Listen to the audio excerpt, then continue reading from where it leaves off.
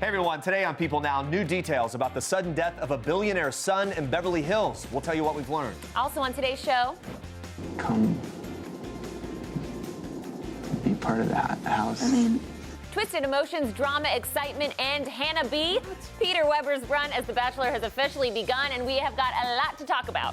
Apparently, little Luna thinks that she's on a first-name basis with her dad, John Legend. Chrissy Teigen's video is making us all smile. Plus, a woman gives birth to twins in different decades. Kellan Lutz is here with all we need to know about his intense new series, FBI Most Wanted, ahead of tonight's premiere. And the super nanny herself, Jo Frost, is back and in our studio telling us how she's helping struggling families this time around. It's all today, live on People Now. Let's go.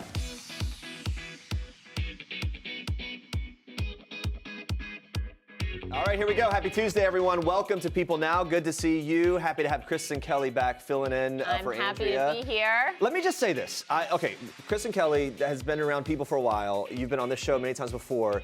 You're a mother. I am. Motherhood has treated your Insta game very well. Because motherhood can be so mundane that I have to keep myself entertained. But the content that it produces, your kids are so cute. Thank you. I've actually pulled a few memes that around the office, we kind of follow you and we're just always dying. Here's the first one. Me trying to find someone to bring to holiday events, so my grandma quits trying to hook me up with her pastor's grandson. True story, before I was married. Okay, and look at your little girl. I mean, just She adorable. is so cute. All right, here's another one of my favorites as well. Here we go. Me headed into work 45 minutes late with a venti iced latte and egg bites. Look how it's cute. Really accurate. She loves putting on glasses. Those aren't her glasses. They're her Nana's glasses. Gosh. How old is she? She turned 2 in October. Oh my goodness. And She is a glasses are pistol. super cute. She's a pistol. Third one, I think. Third one. Oh gosh. Third and final.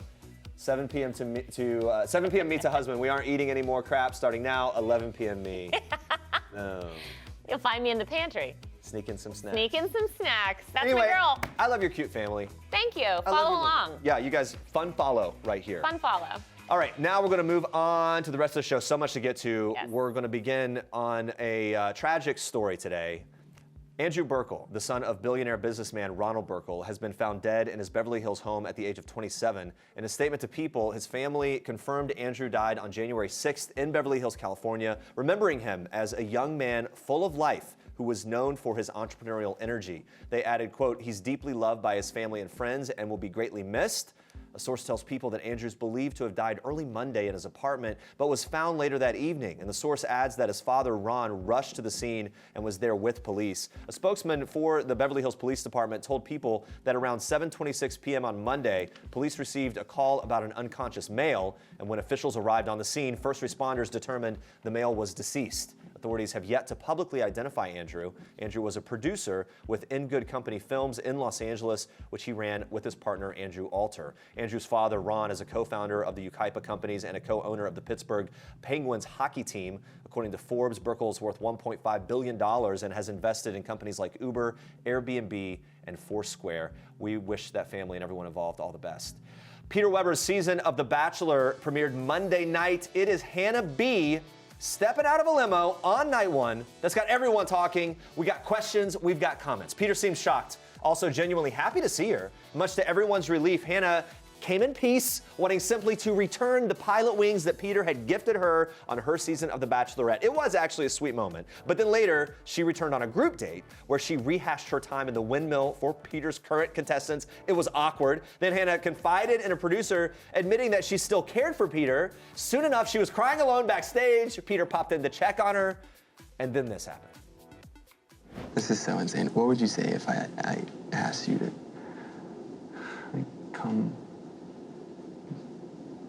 be part of that house? Maybe. Like, oh my gosh. Yeah, it's going to be intense. There's a lot here. Stick around. We're going to break down Monday night's premiere episode of The Bachelor in detail. Like I said, we got opinions, so stay tuned for that. Yes, we do. But first, we want to know if you think Hannah Brown will be staying to join the house, or is she going to leave for good? So you got to vote in our People poll and let us know your thoughts using the hashtag PeopleNow. We're going to check in on that a little bit later, but for now we move on to this. Some royal news. Prince Harry and Meghan Markle are back in the United Kingdom after a nearly 2-month-long hiatus from royal work, and they stepped out Tuesday for their first appearance of 2020.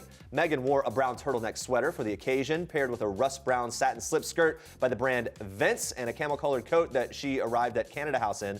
in London with Harry. Our fashion teams are all about the look. The two were there to thank Canada for hosting them on their holiday getaway, with the spokeswoman for the royal couple saying that they wanted to show their appreciation for, quote, the warm Canadian hospitality and support they received during their recent stay.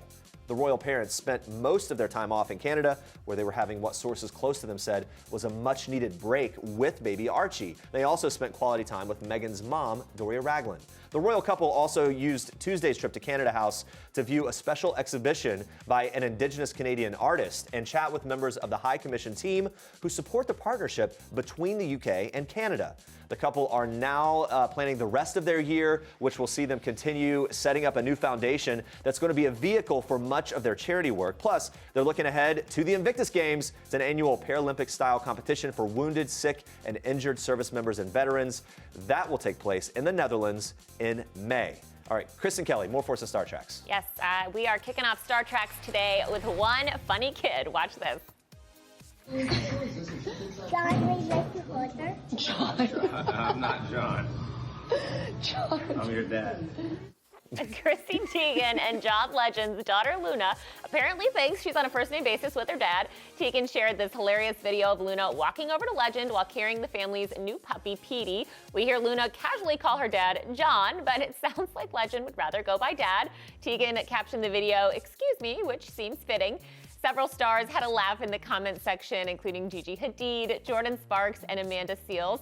Teigen announced the arrival of the family's new pet on Twitter Sunday, and she shared a sweet video of the puppy snuggling on one of their living room couches. She later revealed the dog is a standard poodle and said, quote, "If he's anything like his dad, he will be the biggest caramel Gumby ever seen."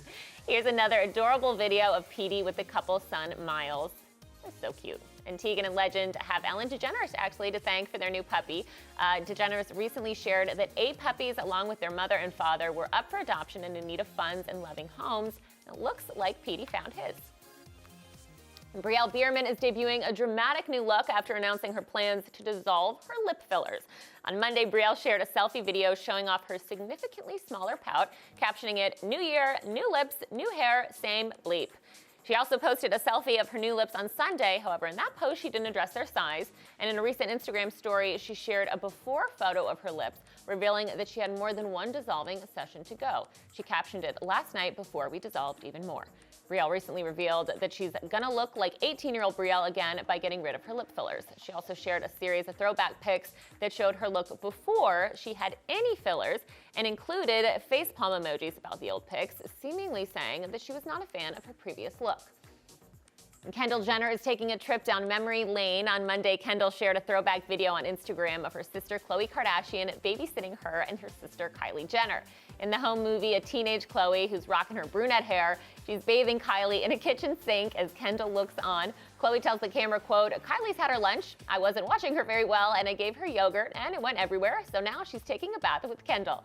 And as Khloe continues to wash Kylie, Caitlyn Jenner is heard off camera asking why a bubble bath was started in the kitchen. Khloe replies that she was just too lazy to bring her little sister upstairs, so she decided to wash her in the sink. Listen to how cute these girls were.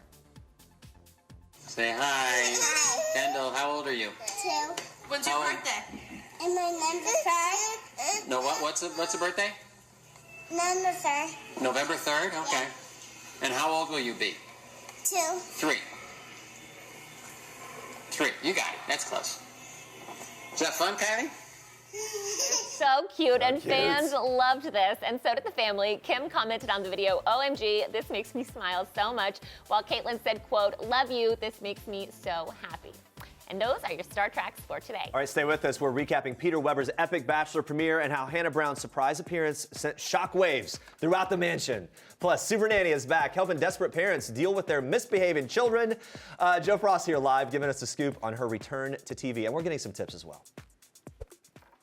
Well, award season is officially in full swing, and on Monday, the British Academy of Film and Television Arts, known as BAFTA, announced its nominations with a few fan favorites leading the pack. Joker snagging the most nominations with 11, really impressive. And I'll tell you, that's one of my top film, maybe the top film of the year for me. It was so impressive, I'm not surprised. So good. And Martin Scorsese's The Irishman and Quentin Tarantino's Once Upon a Time in Hollywood both came close with 10 nominations each. Lots of love for that. Sam Mendes, 1917, followed closely behind that with 9 nominations. All these films are for Best Film alongside Parasite. And remember, that was a film that won Best Motion Picture Foreign Language at the Globes on Sunday. Yep. It also made President Obama's short list of favorite movies in 2019.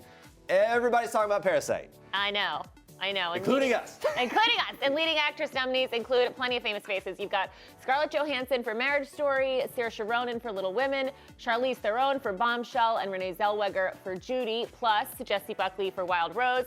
That last one kind of came as a surprise. She was on BAFTA's Rising Star shortlist last year. Definitely one to watch. Leading actor nominees are Leonardo DiCaprio for Once Upon a Time in Hollywood, Adam Driver for Marriage Story, Taron Egerton for Rocketman, Joaquin Phoenix for Joker, and Jonathan Pryce for The Two Popes. Now, Taron Egerton won the Golden Globe. Is that a little foreshadowing for what could happen here? It definitely isn't a bad thing. I love him. As far as momentum. Yeah, he's really good. Absolutely love him. Margot Robbie will be competing against herself in the supporting actress category. That's some serious success for her roles in Once Upon a Time in Hollywood and Bombshell. Things are looking good for her there. Or will it split the vote? I don't know. We'll find out. But BAFTA is facing backlash due to the lack of diversity in this year's nominations. All acting categories fail to include a single person of color.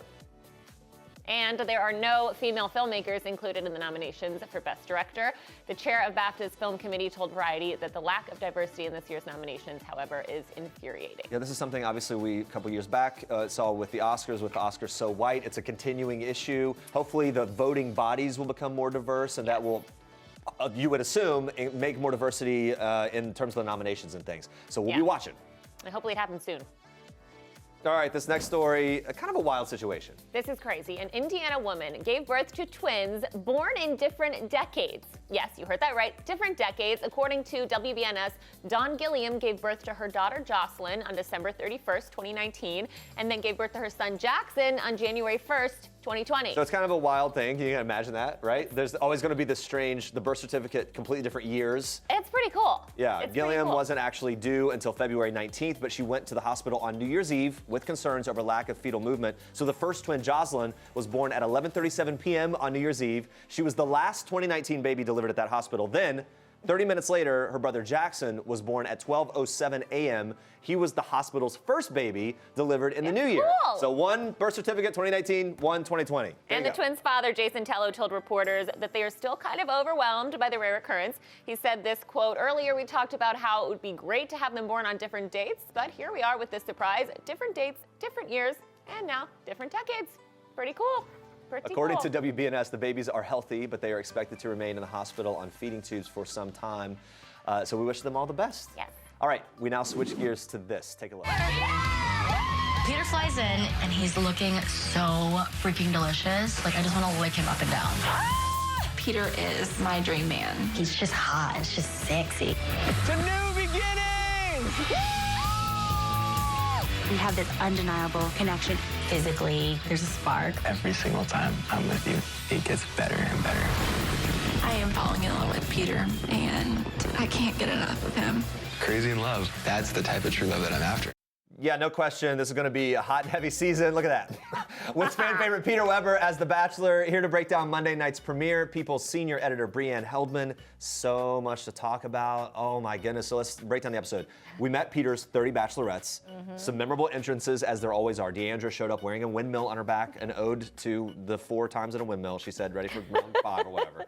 Savannah blindfolded Peter, then kissed him, which I actually didn't think that was as cringy as it could have been. Tammy brought a TSA scanner and scanned Peter's body. Brianne, what do you think? The over-the-top entrances, historically in Bachelor world, good or bad? Well, I'm all for an over-the-top entrance when it's a big car, or even the woman who came on that little plane that was very strange and took forever. But I'm not okay with blindfolding him and kissing him. I'm sorry. This is the Me Too movement. That was assault. I'm not okay with it. Yeah. What about the windmill thing? It was just, it made me feel gross. I'm kind of just, I'm already over the windmill thing's Peter gonna be is beaten too. to death for sure. There's no doubt. Yes, and Peter actually knew one of the contestants before, right? Kelly, and they randomly met about a month ago at a hotel prior to filming. So what do we think? Should the other women be a little concerned about this?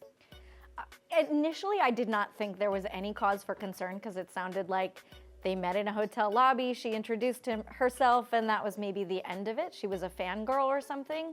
But I don't know. They had that moment later in the episode where they're actually in that hotel lobby and reliving the moment and dancing. And it seems like There was more there. There was more This than wasn't a like a handshake. passing handshake that you Right. wouldn't even remember. They had like, he referenced like a dance that they did.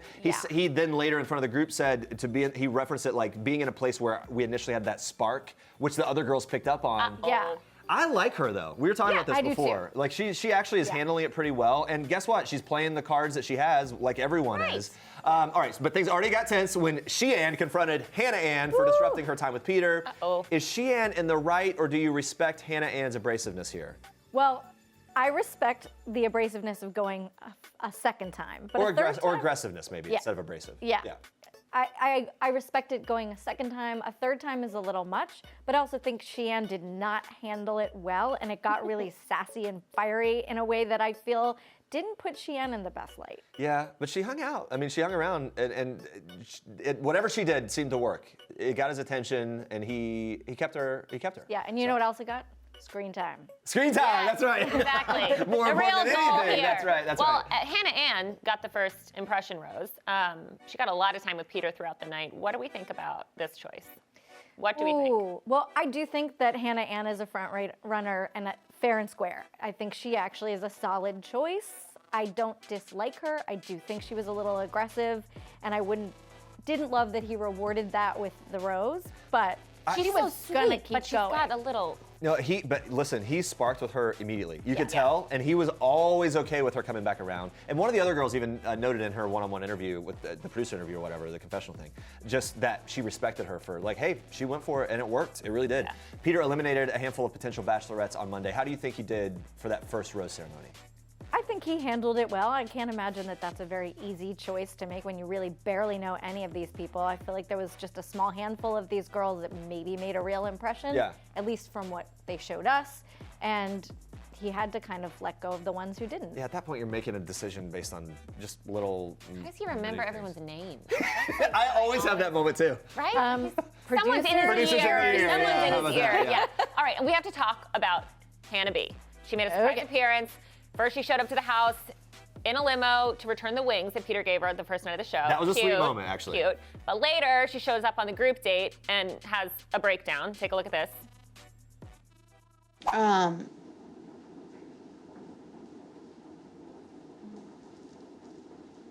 Do you regret sending me home at all in Crete? Yeah, Peter, I question it all the time.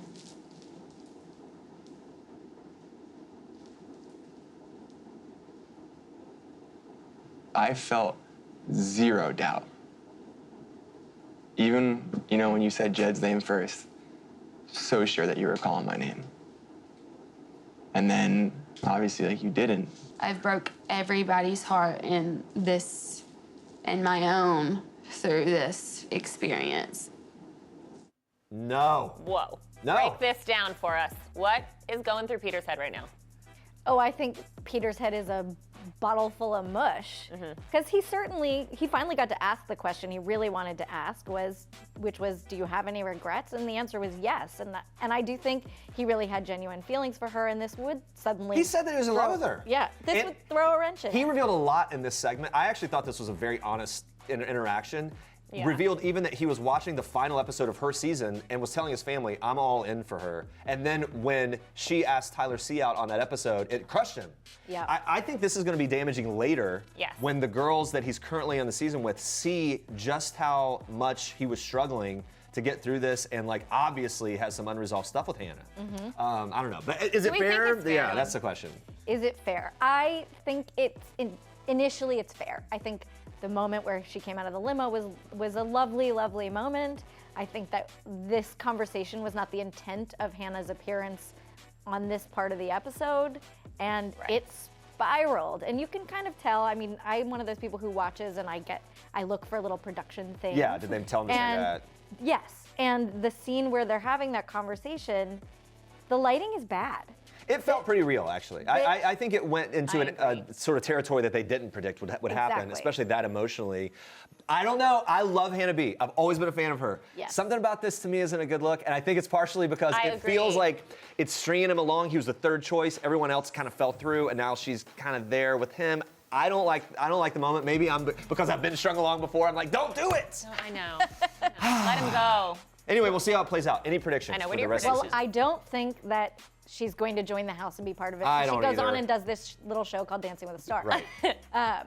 I think Hannah Ann is one to watch, as is Kelly. I think we didn't talk about the big one-on-one date, but I think we need to watch out for Madison too. She's definitely an early front runner. That was a good date, though very strange to With me. the parents renewing the vows. That was a little intimate Intense. for a first one-on-one. I was kind of scratching my head on that too, but it bodes really well for her. At least he felt comfortable for some reason taking her to that. Well, Yeah. and his mom loved her. You Yeah. could tell. That's big. They hugged big in that second half of the date. Like She's gonna have a huge leg up, I think, for at least for a couple episodes. 100%. Yeah. All right. Thank you for that. Cool. Of course. And we've been asking you to vote on if you guys think Hannah Brown is going to be sticking around or not in our People poll. So let's take a look at what you think.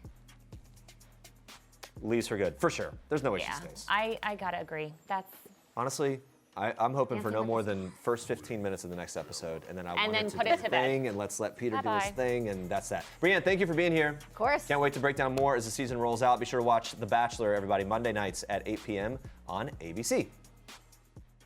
Hi, I'm Tess Holliday. I'm a model, mom, and founder of the self-love movement After Beauty Standards, and welcome to my Parents Magazine cover shoot. Tess Holliday made a name for herself by rejecting traditional beauty standards in favor of loving and flaunting her body exactly as it is. Yes, and now Tess is Parents Magazine's February cover story. She's reflecting on motherhood both as a single mom and as a married woman. She's also a social media influencer with 2 million followers, embracing self-acceptance through her F Your Beauty Standards hashtag and movement. The cover story dives into Tess's upbringing, her struggles, and her successes, and she tells parents that she's happier now than she's been in a decade. We love to hear that. Yeah, and Tess is the first bona fide plus-size model to be signed by a major agency, to walk in New York Fashion Week, and to grace the cover of multiple magazines, including People. This past year, Tess says that she moved houses, she fully emerged from postpartum depression, and has embraced being, quote, a little bit selfish. She's taking care of herself with the same spirit of devotion, love, and humor that she showers upon her family, including her sons, 14-year-old Riley and 3-year-old Bowie. To read the full article and to learn more about Tess, the February issue of Parents Magazine is out January 10th. Now watch this. What's that ink on your arm?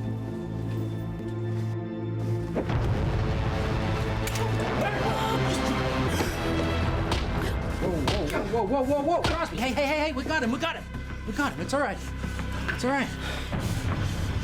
Turn him.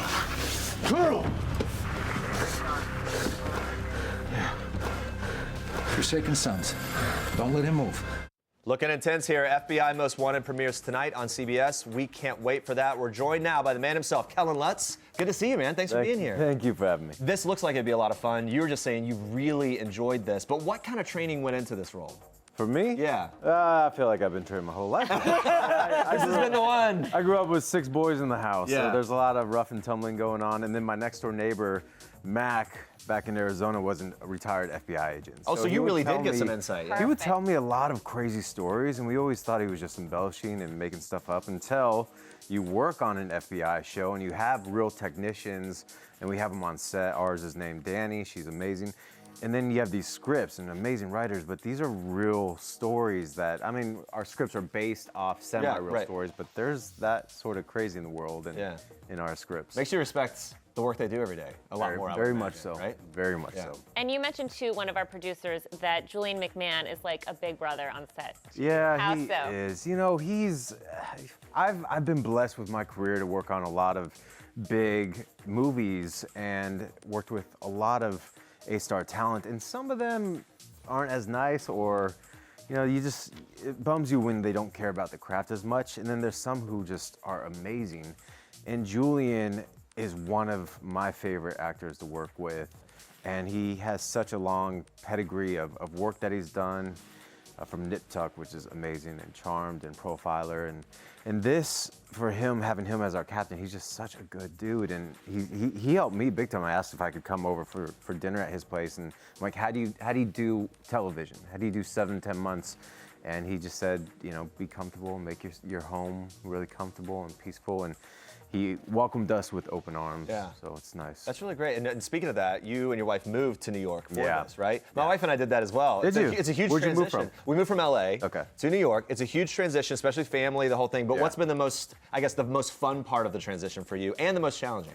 Well, I think I think, especially for my wife and I, we always wanted to live here at some point. So it's proud. If you can make it and live in New York and figure that out, it's something that you can be like, I did that. Not many people can say that. They try to. And it's scary. But for us, the hardest thing is being pregnant with the weather, you know, and it's just hard to go outside if you need something or if I need to get something for the wife. Kind of cooped up and stuck in. Sort of, yeah. And then we have a dog as well, and we don't have a balcony yet. So you have to go down, you have to put on the warm clothes, I've been there. take the dog out. Yeah. What are you're expecting your first child. That's huge. Yeah. Congratulations. Thank you. Congrats. What are you looking forward to most? I mean, I just want a big family. I come from a big family, and Brittany's an amazing wife. She's going to be an amazing mother, and I just can't wait to see what our girl looks like. We're having a girl. So I think that's the coolest thing. We get to create, and then with all the X's and Y chromosomes, you have this like lottery ticket of what your child's going to look like. Yeah. Each one's going to be different. Yeah. So I'm just excited to have one finally. What are you most nervous about? Nervous? Yeah. Anything? No, I don't get nervous even about like the children. I get excited. I'm super excited. Yeah. I'll just tell you, you should be nervous. I think. You have two daughters. Even when they're older, right. I'll make sure you say, I'm on an FBI TV show. Yeah, like, if this goes 20 years, I'll be like, let me see your record. Let me see your record. And actually, this surprised me. You introduced your wife to the Twilight films. How had she not seen them?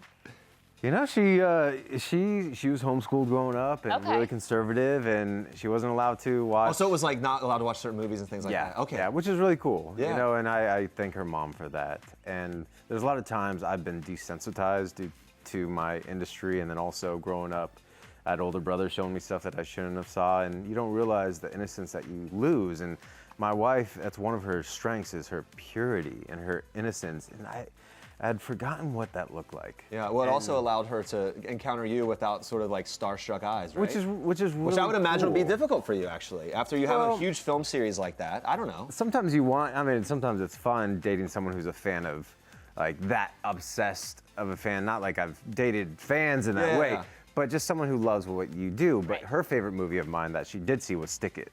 So that was my first movie with Jeff Bridges, who is another one of my top 3 favorite actors that I've worked with. So you meet her, you sit her down, she watches the Twilight movies. What's her impression? We've been watching them because they're always on now. Yeah, so right. It's fun. We watched Twilight fully just recently again, and it's actually really cool for me to sit back and enjoy that ride again, and to tell her all the behind the scenes things and how stuff changed from each director to each interesting, new book.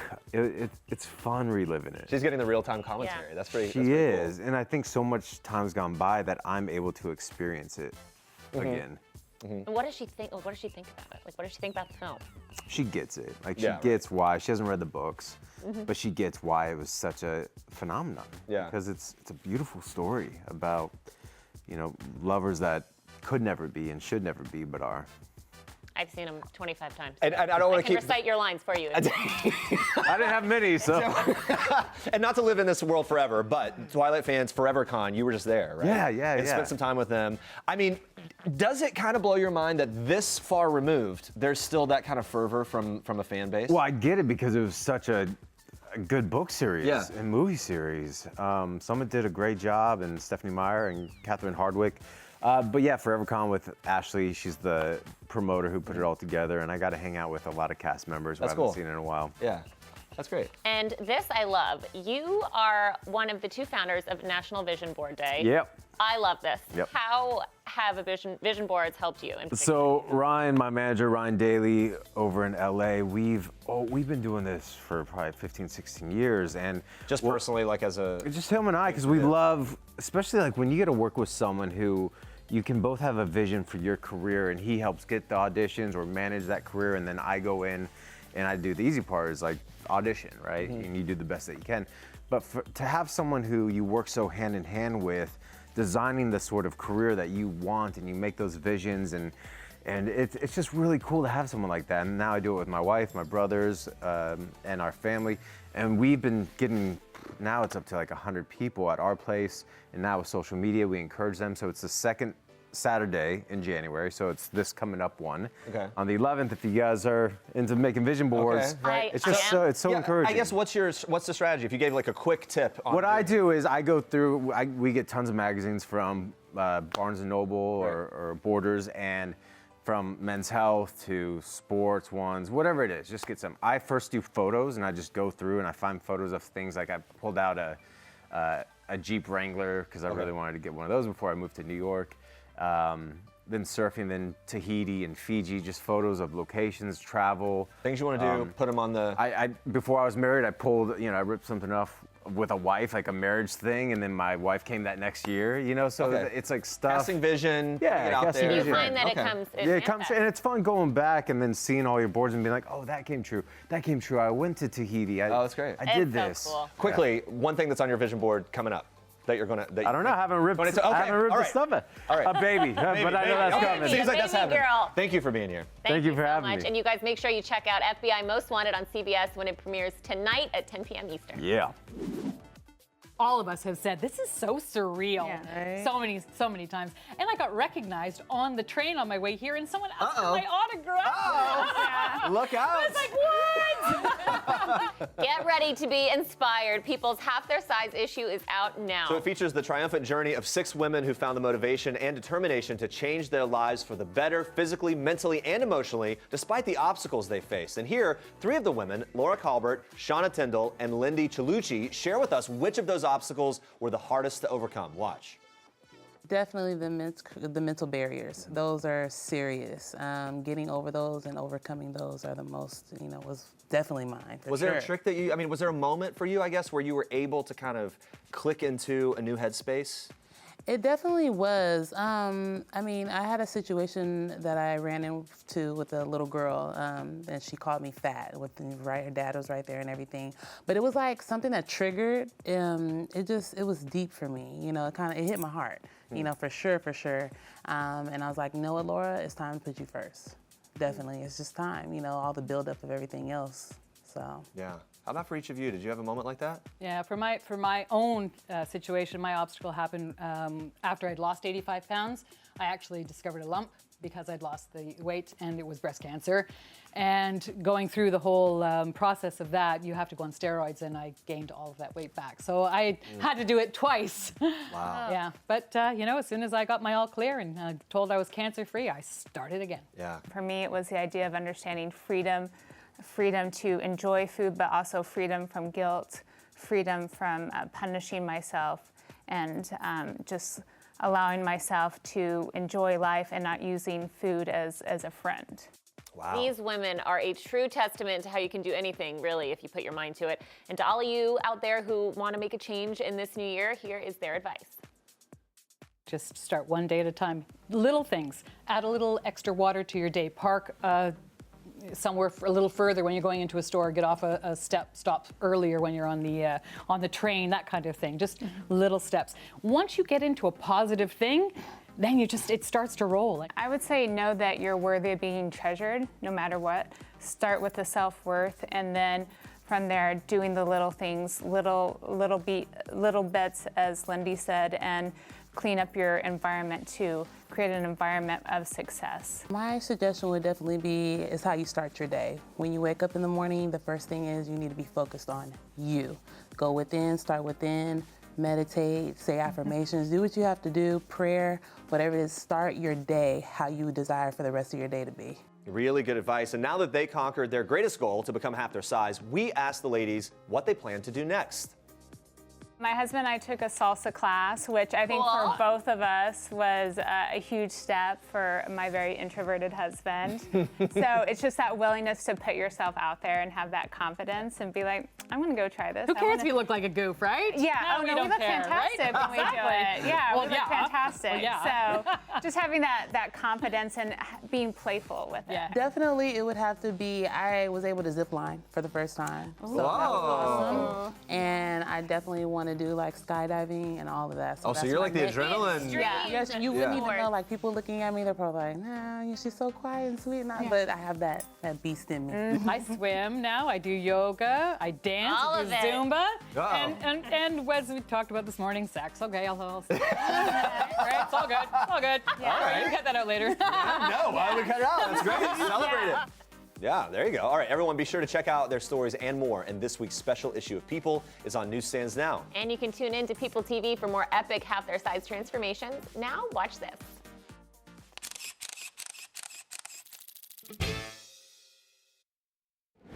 Kids do need their parents to step up. Do you remember? I spanked him with my hand on his butt. Spanking will never be an effective tool. I was trying. I'm asking you to be accountable with those children. After almost a decade off the air, Super Nanny Jo Frost is back to help a whole new set of families struggling with social and behavioral issues, and Super Nanny herself joins us. Thank you, Jo, for being here. It's good to talk to you. Thank you for having me. Yeah, let's talk about this. 2020, why is now the right time? You were saying just beforehand that Yeah. you've had this momentum the whole time, right? I have. You know, I travel around the world and do seminars and lectures and write books and continue to help families on and off camera. But why come back to do the Super Nanny format is because it's needed.